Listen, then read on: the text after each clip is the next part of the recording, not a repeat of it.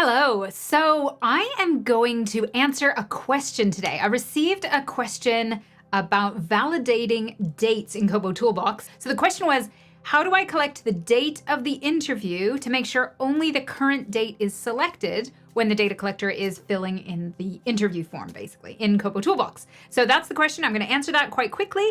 But I thought while I'm at it, I'm just going to show you some other ways to validate dates in KoboToolbox. So that would include only a date in the past. So how could we constrain or validate that the date they enter in a KoboToolbox questionnaire is only in the past? Or what about a date that's not in the future? Okay, so it would include today or in the past. What about a date that's within a certain period of time, like a date that's within the last 90 days, for example? How would we do that? A date that's before or after another date collected in your form. So that's looking at a dynamic date. So, hey, you just entered 1st of August. How about we say you can only enter a date now after the 1st of August or before the 1st of August? How would you do that? And finally, a date that's before or after a specific, not a dynamic date. So you didn't just enter 1st of August in your form. Actually, we're going to say it has to be before or after the 1st of January. So a static date. Okay, so let's jump into KoboToolbox. I'm going to get out of this. We'll refer back to this so I can make sure to stay in the order. But first, let's do this. Date of the interview to make sure only the current date is selected. So I've got KoboToolbox open. I'm in a brand new form. I'm building it from scratch inside of Kobo's form builder. So I'm just going to add a new question. And let's say the date of the interview. And it has to be today. Okay, so I'm going to add a question. I'm going to say it has to be a date. Okay. Now I'm going to go to the settings. I'm going to come down to validation criteria, and I'm going to manually enter my formula. So in the validation code, I'm going to say dot. Okay, so dot is just whatever is entered in that response. It has to be equal to, and then I put today, and an open and a closed bracket. Okay, so that is a really simple way. If we jump into previewing that, you can see how that works. So date of interview, if I put it's tomorrow, the value is not allowed. If I put it's yesterday, the value is not allowed. If I put it as today, it's allowed. I can validate it. Okay. I would always say put an error message so that if they enter the wrong date, they know why. So the date must be today's date.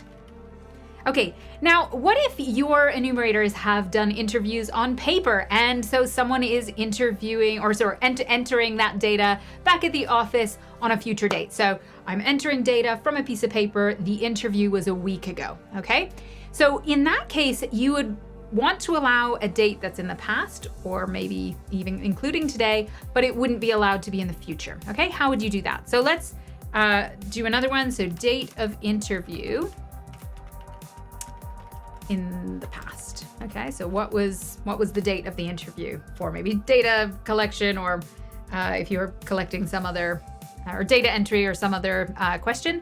So we're going to add that. So this is date of the interview in the past, right? So if we go into our list, only a date in the past, not including today. Okay, so we're going to collect a date again. Let's go back into our validation criteria. We're going to say the date has to be less than today, and an open and closed bracket. And so that would allow you to enter date in the past, but not today. Now, what if you want to include today? Okay, so let's say the date of the interview in the past. So we can just say not in the future. Okay, so not in the future would include today. So not in the future, if we do add question, we do a date, we can then go into our validation criteria, manually enter that validation code. Now this one is going to say dot is less than or equal to today.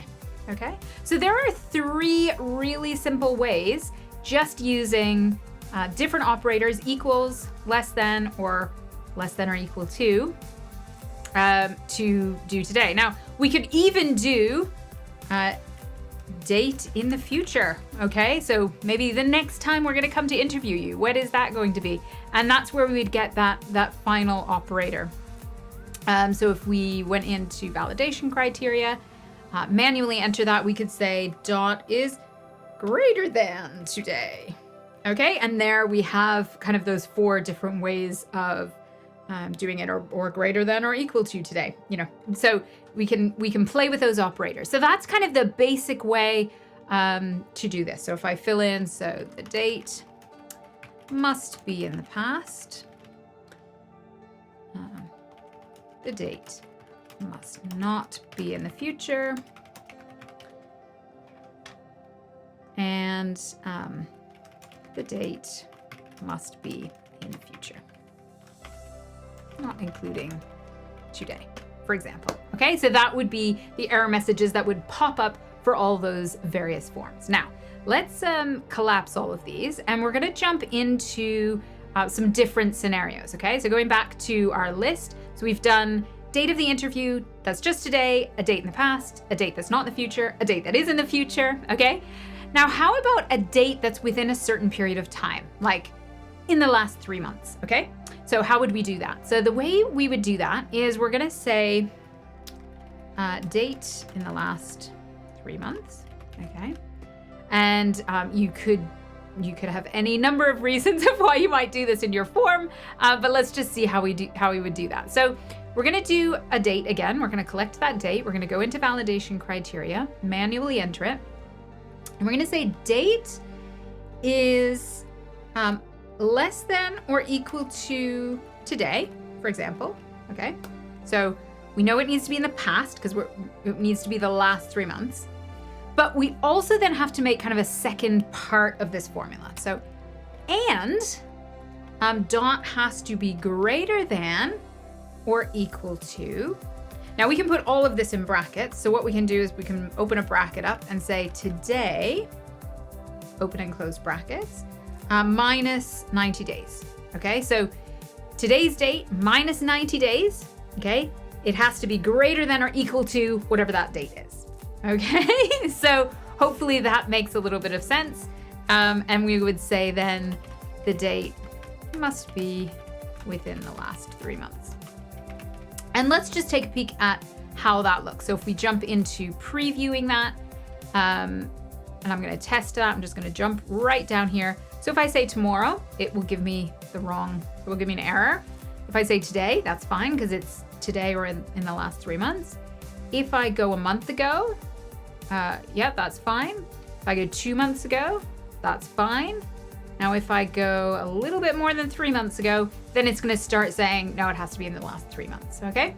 So that is going to be how you do that, what that looks like. All right, what's the next one? A date that's before or after another date collected in your form. A dynamic date, perfect. So let's just say that, let's call this date in the last 3 months was your birthday, okay? Why we would have to constrain that to the last 3 months, I don't know, but let's just give it a name here.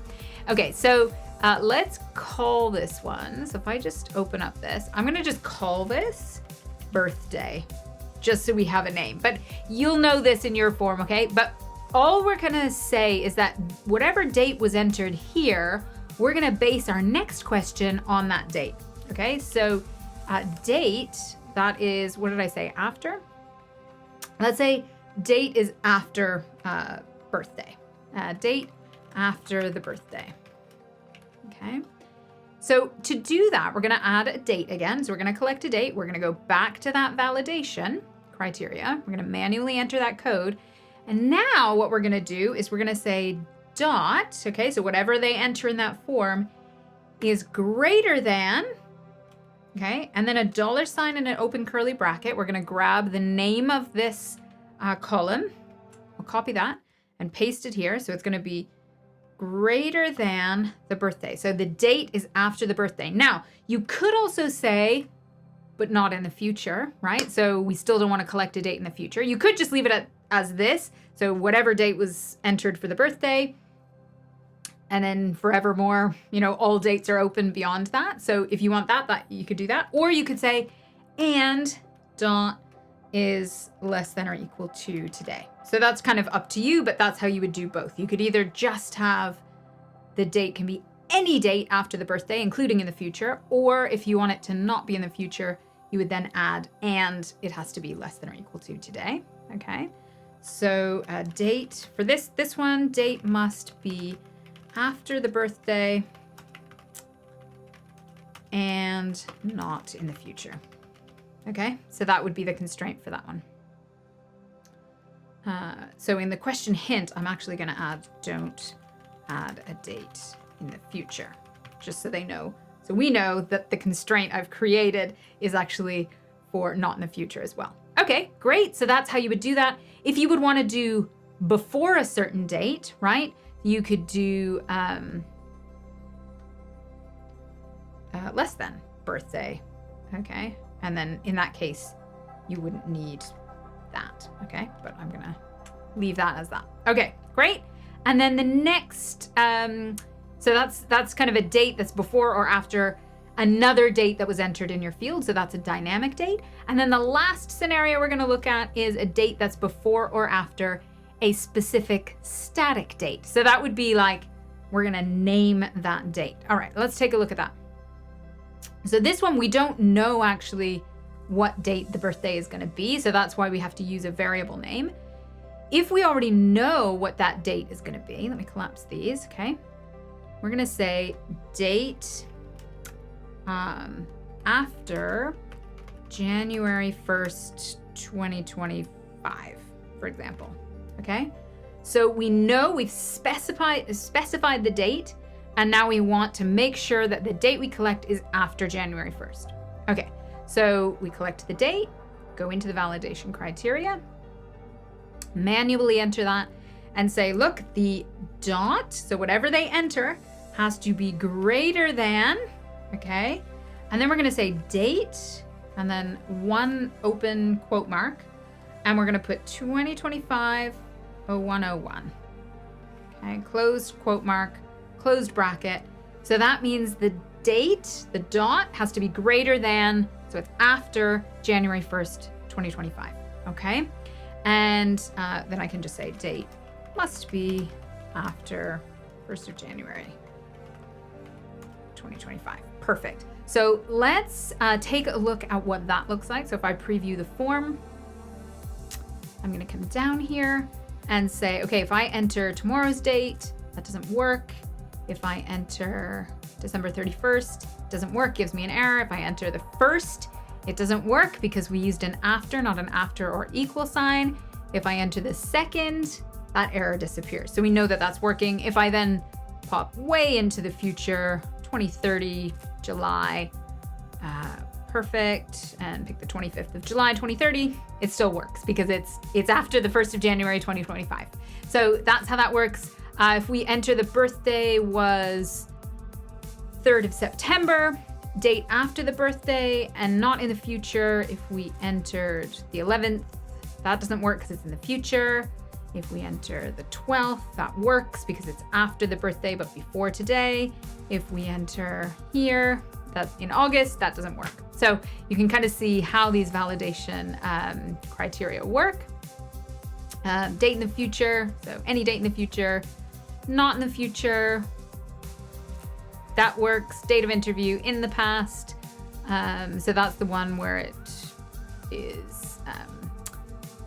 including today's date, but this one is the one that doesn't include today's date. Perfect, so it could be the 2nd. And then the date of interview must be today. So if we enter tomorrow or yesterday, that doesn't work, right? So it must be today's date. Perfect. So there is how you validate dates in KoboToolbox. Hopefully that helps clarify if you've been wondering, how do I validate or constrain for these different dates? Gives you a bunch of formulas that you can play with. If it would be helpful, I will leave a link to the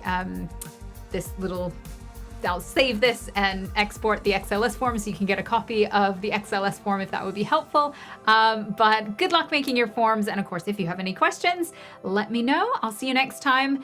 Like this video if it was a help to you today, or subscribe if you want more training videos for humanitarian data. All right, see you next time. Bye.